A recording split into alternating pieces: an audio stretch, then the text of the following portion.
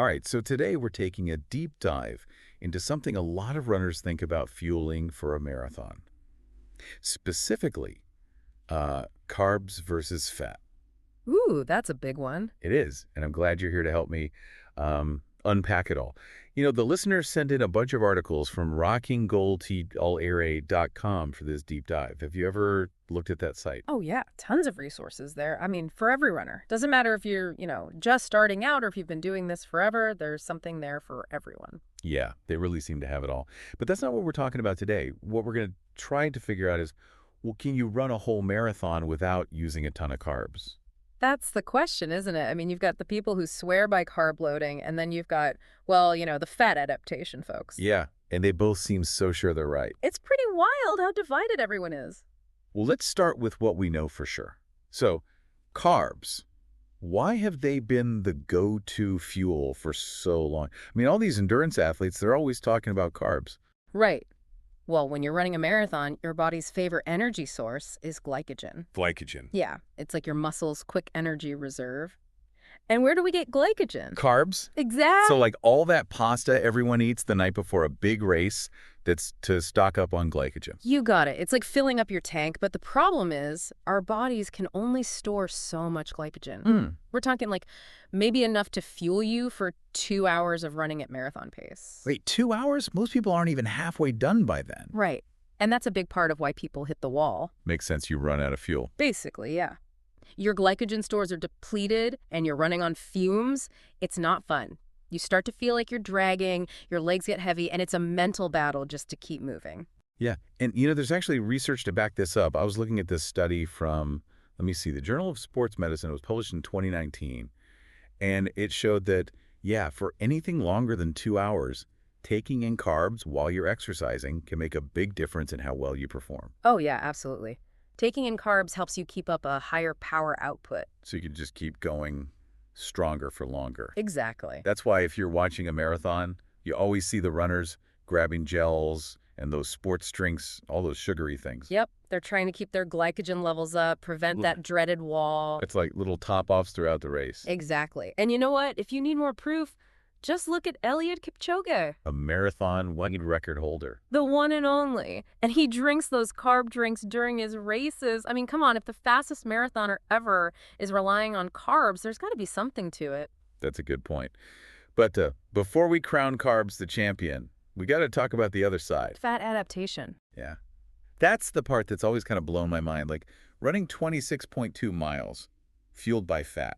How does that even work? Well, the thing is, our bodies are incredible. They can adapt to, well, almost anything. So we can actually train our bodies to burn fat for fuel even during like a really intense run. Exactly. I mean, think about it. Even lean athletes, they have tons of energy stored as fat. We're talking like tens of thousands of calories. Fat adaptation is all about tapping into that reserve. Okay, so instead of using glycogen, your body becomes like a fat-burning machine.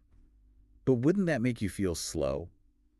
Especially during a race. That's what a lot of people think, but it's not always true. See, when you slowly cut back on carbs, your body starts to get better at burning fat for energy, even when you're pushing yourself.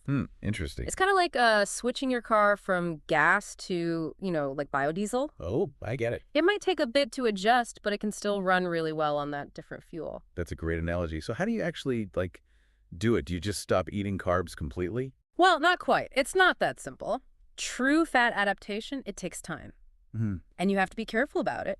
You gradually reduce your carbs, and at the same time, you increase the healthy fats you're eating. So you're kind of forcing your body to change how it gets energy. Yeah, exactly. So it's not a quick fix. It's more like a long-term thing. Yeah. Or changing your whole approach to food. What are the benefits, though? I mean, why would someone go through all that? Well, one of the biggest benefits is you might not have to fuel as much during a race. Oh, less gels and all that. Exactly. Which, can be huge for runners who have stomach problems during races. That makes sense. All those sugary gels, they can't be easy on the stomach. Right. So imagine, running a marathon without having to worry about cramps or stopping for the bathroom. Yeah, that would be amazing. But isn't there a downside? I mean, don't you need carbs for those quick bursts of energy? Like for a sprint finish or when you hit a hill? You're right. That's where things get tricky. Burning fat for fuel, it's slower than burning carbs. So when you need that fast energy, fat might not cut it. So fat adaptation, it might be good for going long, but maybe not if you want to be really fast. Yeah, that's the trade-off. And there's research on this too. I think it was a 2020 study from the Journal of Applied Physiology. They found that, yeah, athletes who were fat adapted, sometimes they struggled to maintain those really high intensities. So their bodies couldn't keep up. That's it. They just couldn't produce energy fast enough without, using glycogen.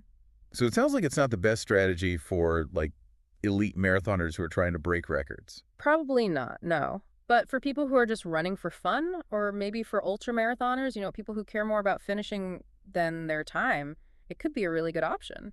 Yeah, I could see that. And you mentioned Zach Bitter earlier. He's an ultra runner, Yeah. and he follows a low-carb, high-fat diet, right? And he's set, like, all these records. Exactly. And he's a big advocate for this way of eating for endurance. So it definitely works for some people. It's pretty amazing when you think about it. So it's like we've got these two different approaches, carb loading for that fast energy and fat adaptation for going the distance. Hmm.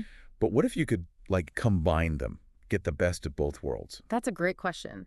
And it leads to something called the hybrid approach. What if you could train your body to use fat really well, but still have glycogen there when you need it? Ooh, that sounds interesting. Tell me more about that.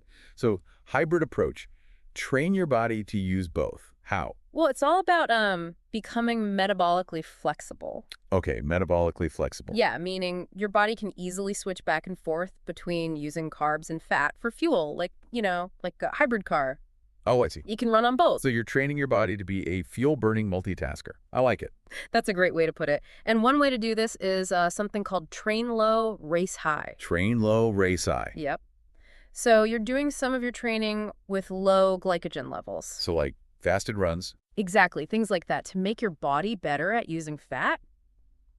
But then on race day, you fuel up with carbs. Ah, so you have that extra gear when you need it. Precisely. It's like, those race cars, they hit the nitrous for an extra boost. I love that analogy. Yeah. So basically, you're training your body to be a fat-burning machine during the week, and then you give it that carb boost on race day.